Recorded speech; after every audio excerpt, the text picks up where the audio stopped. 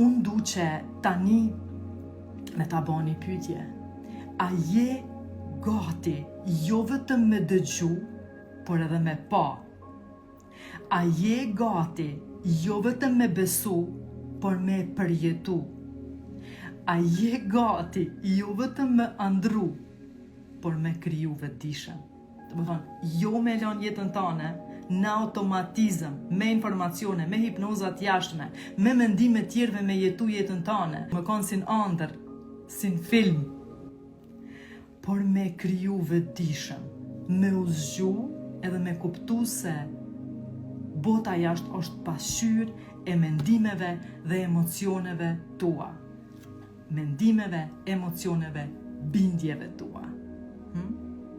Jeta nuk ndodh me ne, por ndodh përmes nesh.